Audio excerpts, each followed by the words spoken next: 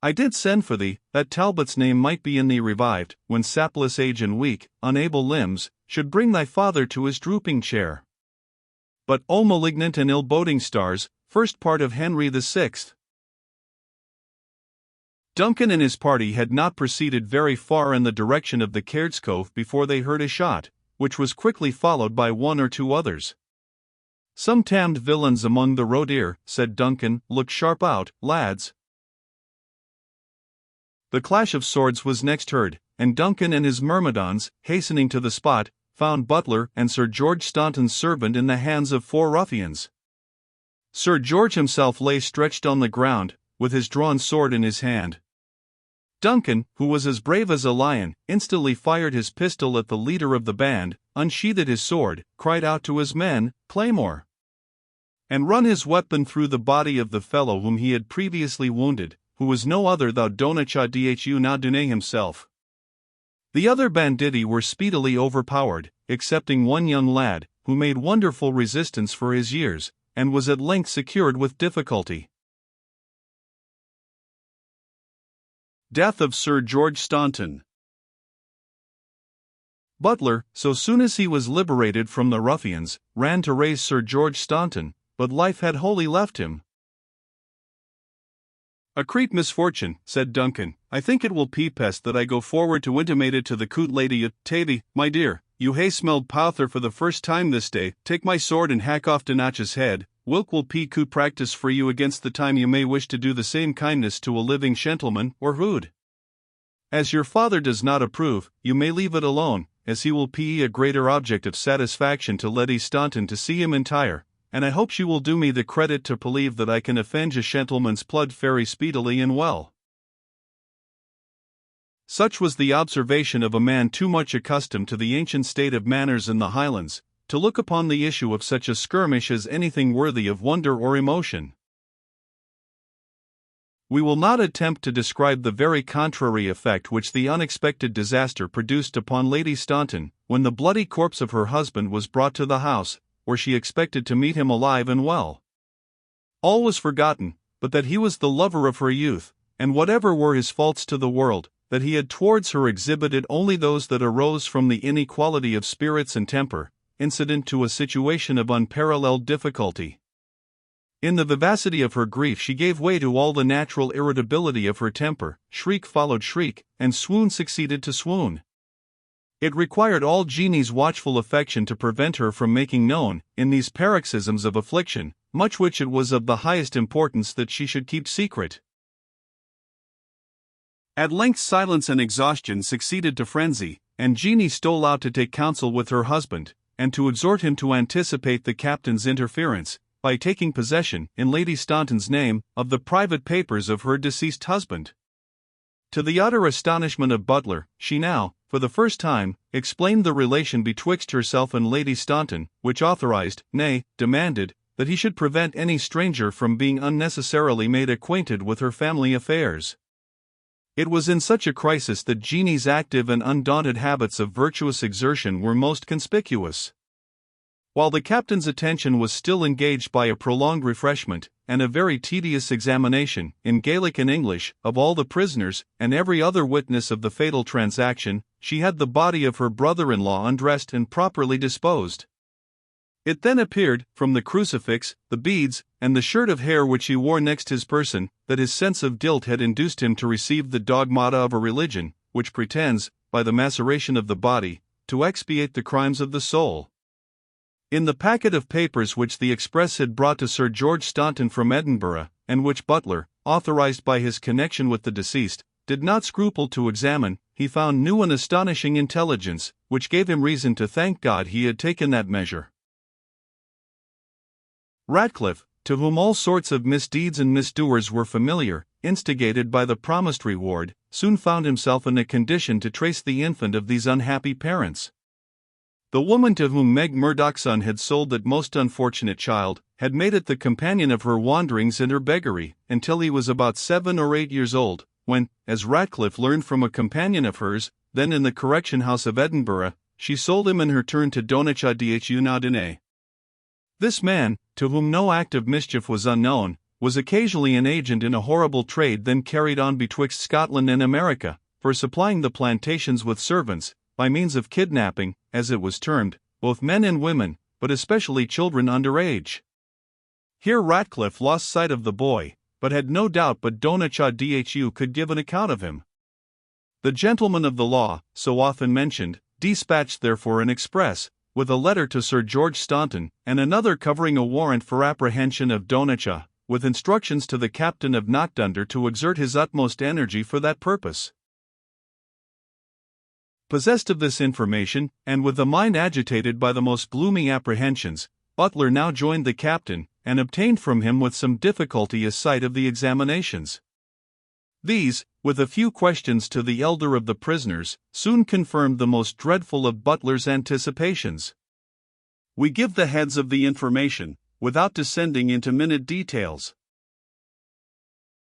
Donachadhu had indeed purchased Effie's unhappy child, with the purpose of selling it to the American traders, whom he had been in the habit of supplying with human flesh.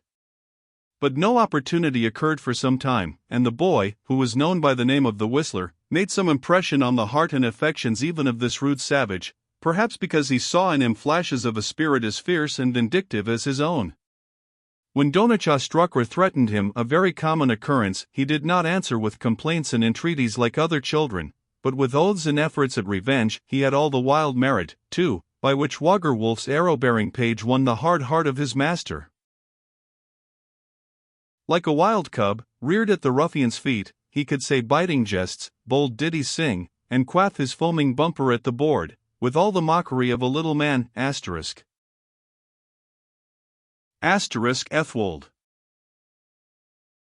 In short, as Donachadhu said, the Whistler was a born imp of Satan, and therefore he should never leave him. Accordingly, from his 11th year forward, he was one of the band, and often engaged in acts of violence. The last of these was more immediately occasioned by the researches which the Whistler's real father made after him, whom he had been taught to consider as such. Donachadhu's fears had been for some time excited by the strength of the means which began now to be employed against persons of his description. He was sensible he existed only by the precarious indulgence of his namesake, Duncan of Knockdunder, who was used to boast that he could put him down or string him up when he had a mind. He resolved to leave the kingdom by means of one of those sloops which were engaged in the traffic of his old kidnapping friends, and which was about to sail for America, but he was desirous first to strike a bold stroke. The ruffian's cupidity was excited by the intelligence that a wealthy Englishman was coming to the manse. He had neither forgotten the Whistler's report of the gold he had seen in Lady Staunton's purse, nor his old vow of revenge against the minister, and, to bring the whole to a point, he conceived the hope of appropriating the money, which, according to the general report of the country, the minister was to bring from Edinburgh to pay for his pew purchase. While he was considering how he might best accomplish his purpose, he received the intelligence from one quarter, that the vessel in which he proposed to sail was to sail immediately from Greenock, from another, that the minister and a rich English lord, with a great many £1,000, were expected the next evening at the manse, and from a third, that he must consult his safety by leaving his ordinary haunts as soon as possible, for that the captain had ordered out a party to scour the glens for him at break of day. Donacha laid his plans with promptitude and decision. He embarked with the Whistler and 2 others of his band, whom, by the by, he meant to sell to the kidnappers, and set sail for the Caird's Cove. He intended to lurk till nightfall in the wood adjoining to this place, which he thought was too near the habitation of men to excite the suspicion of Duncan Knock, then break into Butler's peaceful habitation, and flesh at once his appetite for plunder and revenge. When his villainy was accomplished, his boat was to convey him to the vessel, which, according to previous agreement with the master, was instantly to set sail.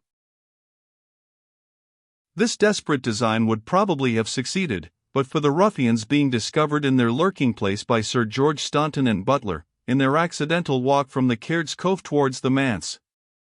Finding himself detected, and at the same time observing that the servant carried a casket, or strong-box, Donacha conceived that both his prize and his victims were within his power, and attacked the travellers without hesitation.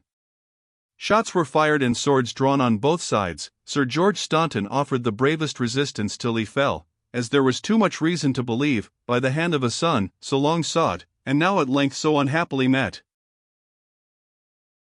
While Butler was half-stunned with this intelligence, the hoarse voice of Knockdunder added to his consternation. "I will take the liberty to take down the bell-ropes, Mr. Butler, as I must be taking order to hang these idle people up tomorrow morning, to teach them more consideration in their doings in future." Butler entreated him to remember the Act abolishing the heritable jurisdictions, and that he ought to send them to Glasgow or Inverary, to be tried by the circuit. Duncan scorned the proposal. "The Jurisdiction Act," he said, "had nothing to do put with the rebels, and specially not with Argyll's country, and he would hang the men up all three in one row before Coot Letty Staunton's windows, which would be a great comfort to her in the morning to see that the Coot gentleman, her husband, had been suitably offanged." And the utmost length that Butler's most earnest entreaties could prevail was, that he would reserve the TWA pig carls for the circuit, but as for him they seed the fussler, he should try how he could fussle in a swinging toe, for it soldna be said that a gentleman, friend to the Duke, was killed in his country, and his people didna take at least TWA lives for ane. Butler entreated him to spare the victim for his soul's sake. But Knockdunder answered, that the soul of such a scum had been long the Teffel's property, and that, cot tam, he was determined to gift the Teffel his due. All persuasion was in vain, and Duncan issued his mandate for execution on the succeeding morning. The child of guilt and misery was separated from his companions, strongly pinioned, and committed to a separate room, of which the captain kept the key. In the silence of the night, however, Mrs. Butler arose, resolved, if possible, to avert, at least to delay, the fate which hung over her nephew, especially if, upon conversing with him, she should see any hope of his being brought to better temper. She had a master key that opened every lock in the house, and at midnight, when all was still, she stood before the eyes of the astonished young savage, as, hard bound with cords, he lay, like a sheep designed for slaughter, upon a quantity of the refuse of flax which filled a corner in the apartment. Amid features sunburnt, tawny, grimed with dirt, and obscured by his shaggy hair of a rusted black color, Jeanie tried in vain to trace the likeness of either of his very handsome parents. Yet how could she refuse compassion to a creature so young and so wretched, so much more wretched than even he himself could be aware of, since the murder he had too probably committed with his own hand, but in which he had at any rate participated, was in fact a parricide? She placed food on a table near him, raised him, and slacked the cords on his arms, so as to permit him to feed himself. He stretched out his hands, still smeared with blood, perhaps that of his father, and he ate voraciously and in silence. "What is your first name?" said Jeanie, by way of opening the conversation. "The Whistler." "But your Christian name, by which you were baptized?" "I never was baptized that I know of. I have no other name than the Whistler." "Poor unhappy abandoned lad," said Jeanie. "What would ye do if you could escape from this place, and the death you are to die tomorrow morning?" Join why Rob Roy, or why Sergeant Moore Cameron, noted freebooters at that time, and revenged Donatcha's death on all and sundry. "O ye unhappy boy," said Jeanie, "do ye ken what will come o' ye when ye die?" "I shall neither feel cold nor hunger more," said the youth doggedly. "To let him be executed in this dreadful state of mind would be to destroy baith body and soul, and to let him gang I dare not what will be done, but he is my sister's son, my own nephew, our flesh and blood, and his hands and feet are yerked as tight as cords can be drawn. Whistler, do the cords hurt you?" "Very much." "But, if I were to slacken them, you would harm me?" "No, I would not. You never harmed me or mine." "There may be good in him yet," thought Jeanie. "I will try fair play with him." She cut his bonds. He stood upright, looked round with a laugh of wild exultation, clapped his hands together, and sprung from the ground, as if in transport on finding himself at liberty.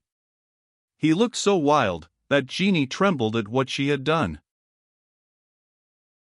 "Let me out," said the young savage. "I wanna, unless you promise." "Then I'll make you glad to let us both out." He seized the lighted candle and threw it among the flax, which was instantly in a flame. Jeanie screamed, and ran out of the room. The prisoner rushed past her, threw open a window in the passage, jumped into the garden, sprung over its enclosure, bounded through the woods like a deer, and gained the seashore. Meantime, the fire was extinguished, but the prisoner was sought in vain. As Jeanie kept her own secret, the share she had in his escape was not discovered, but they learned his fate some time afterwards. It was as wild as his life had hitherto been.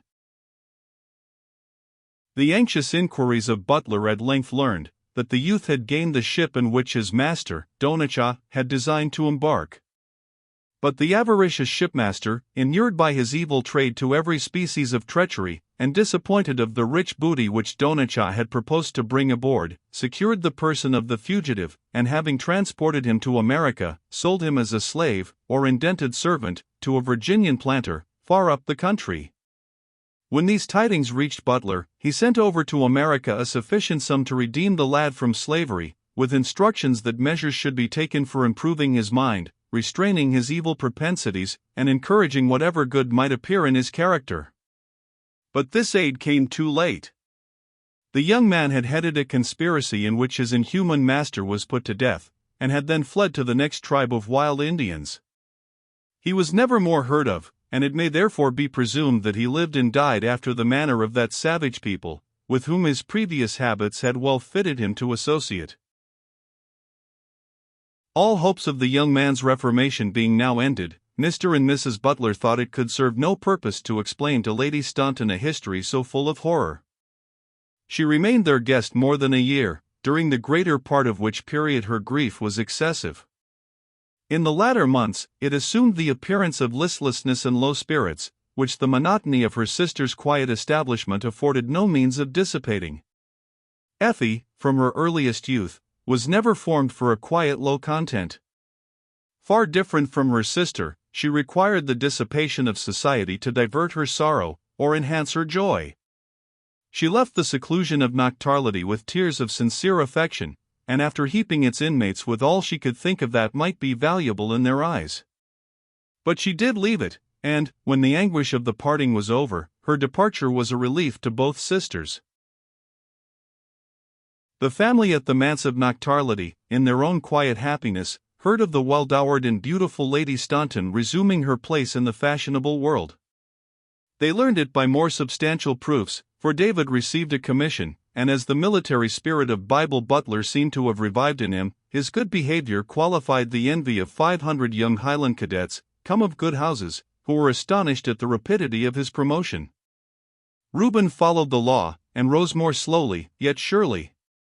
Euphemia Butler, whose fortune, augmented by her aunt's generosity, and added to her own beauty, rendered her no small prize, married a Highland laird, who never asked the name of her grandfather, and was loaded on the occasion with presents from Lady Staunton, which made her the envy of all the beauties in Dumbarton and Argyllshires.